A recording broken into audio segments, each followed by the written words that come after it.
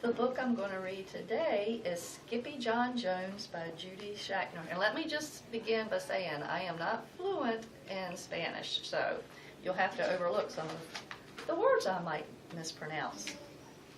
Every morning, Skippy John Jones woke up with the birds. And this did not please his mother at all. "Get yourself down here right now, Mr. Kitten Britches," ordered Mama Junebug Jones. "No self-respecting cat ever slept with a flock of birds," she scolded, "or ate worms, or flew, or did his laundry in Mr. Doohiggy's bird bath." The lecture went on and on as usual. "You've got to do some serious thinking before you leave this room, Mr. Fuzzy Pants," said his mother, "about just what it means to be a cat, not a bird, not a mouse, or a grouse, not a moose or a goose, not a rat or a bat.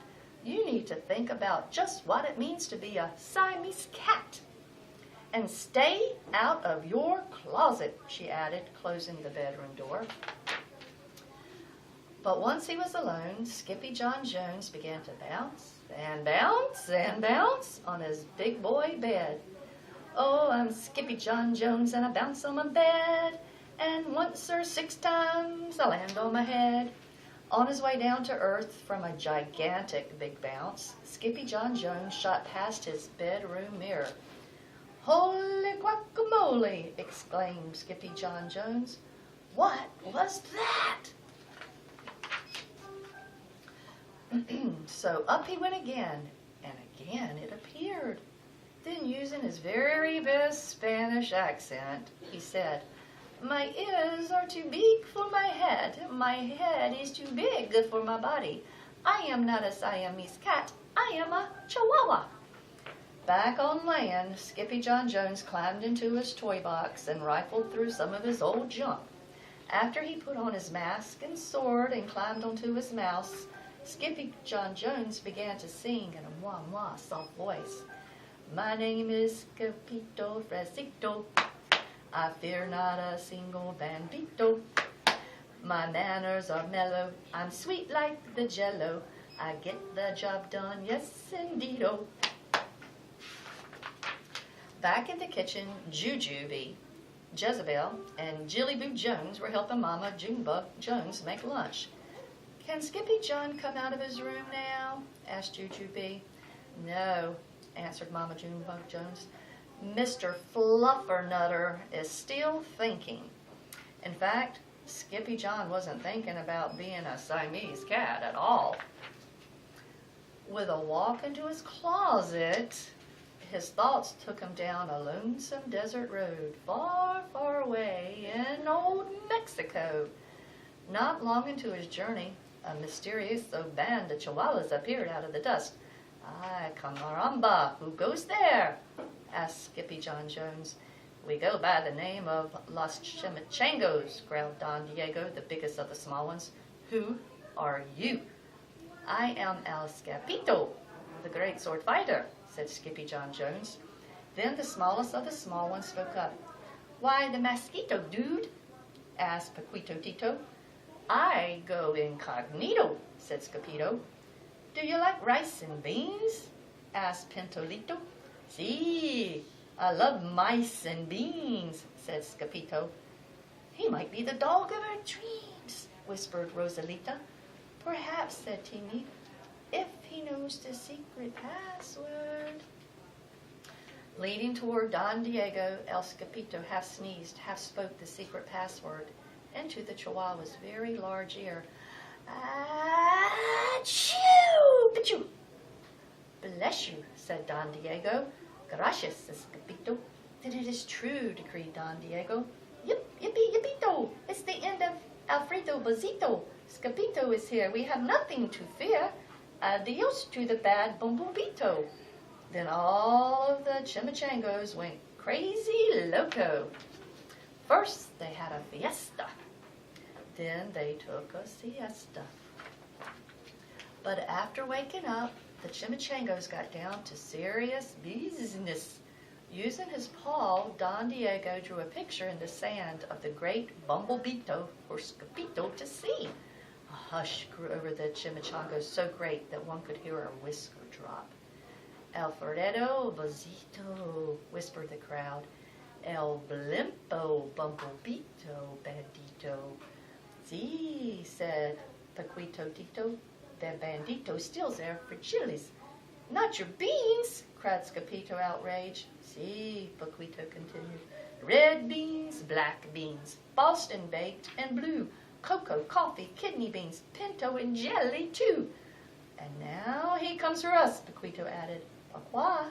Asked Scapito. Because we are full of the beans, too. Then Don Diego stood tall and in his most somber voice declared, Yo quiero fagelos. Huh? Asked Capito. The dude just wants his beans back, said Paquito Tito. And you are the dog for the job. Me? Asked Capito. Then all of the chimichangas turned towards Scapito, the great sword fighter. But poor Scapito had no time for a plan, because in the blink of an eye, a gigantic shadow darkened the landscape. The chimichangas scattered in all directions. Vamos, Scapito, or it is you, the bandito Ito, they cried.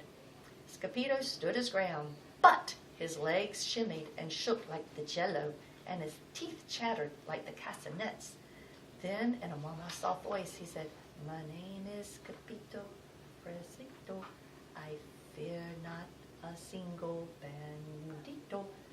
But Alfredo Besito flew straight for Scapito until the bean-eating bandito hovered only inches away from the great sword fighter's face.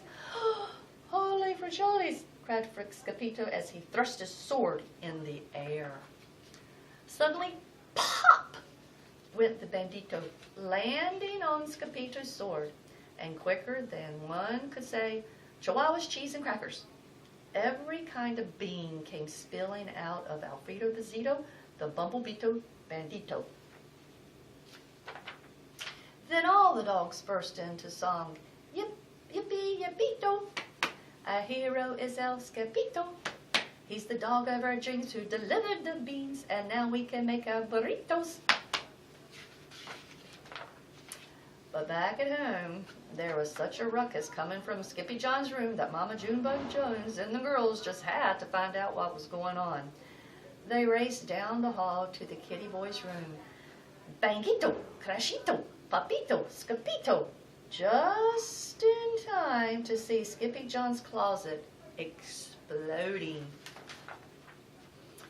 Then out flew Candy, beanbag doggies, and the kitty boy with his birthday piñata on his head. Skippy John Jones, everyone cried. Holy machachitos, he said in a mama soft voice. Mama Junebug Jones lifted up Skippy John and covered his head with her furry, purry kisses. What am I going to do with you, Mr. Cocoa Pugs? She scolded.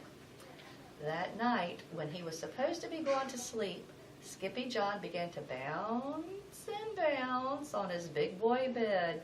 Oh, I'm Skippy John Jones with a mind of my own, and I'll bounce on my bed for hours. I know I'm a cat, but forget about that. Say good night, Skippy John Jones, called his mama. Buenas noches, amigos, said Skippy John. The end. And there are more of these books to be read, all this adventures in his closet. And I'm going to read one more of Jerry Pinckney's Aesop's Fables. And I can remember this from when I was a kid. And that was a long time ago. The Mermaid and the Woodcutter. A woodcutter had been hard at work all day, cutting down trees to sell for firewood. It was nearing sunset, but he wanted to cut one last tree before going home for the night. Coming across a sturdy elm that grew beside a deep pool, he set to work. But he was so tired that after a few strokes, his axe slipped out of his hands and fell with a splash into the deep, black water. How could I be so careless? The woodcutter cried. I'll never see my axe again. And he stood by the water in despair. Now, a mermaid happened to be nearby and heard the woodcutter's lamentations. Quick as thought, the creature appeared before him and asked what was wrong. I've lost my only axe in the water, the woodcutter groaned. I can't afford to buy another, and now my children will go hungry. What can I do? Wait here, the mermaid replied, and she dived to the bottom of the pool. When she came back to the surface, she held in her hand an axe made of pure gold. Is this the axe you lost? The mermaid asked the woodcutter. No, that one isn't mine, the honest man answered. The mermaid dived again to the bottom of the pool and came up with a shining silver axe. Then this one must be yours, she said. No, that one's not mine either, sighed the woodcutter. Mine was just a plain iron axe with a wooden handle. For a third time, the mermaid dived to the bottom of the pool, and this time she came up with an old, worn iron axe. That's the one, cried the woodcutter joyfully. How can I ever thank you? My friend, said the mermaid, your honesty deserves a reward. Take all 3 axes home with you, and your children will never go hungry again. When the delighted woodcutter reached home, he told his family what had happened. Now the woodcutter had a brother who, when he heard the story, said to himself, why should my foolish brother have better luck than me? Tomorrow I'll try the same trick, and I'll come home wealthy too. The next day the woodcutter's brother went to the same pool and promptly threw his axe into the water. Immediately he began weeping and wailing, calling on the mermaid to help him. The mermaid appeared and, diving to the bottom of the pool, brought up a golden axe. Is this the one you lost? She asked. That's the one, the woodcutter's brother cried. But the mermaid let the golden axe fall back beneath the water. For your dishonesty, she said, you'll have no axe at all. And then she vanished, leaving the woodcutter's brother poorer than ever. And the moral of this story is, honesty is the best policy. The end.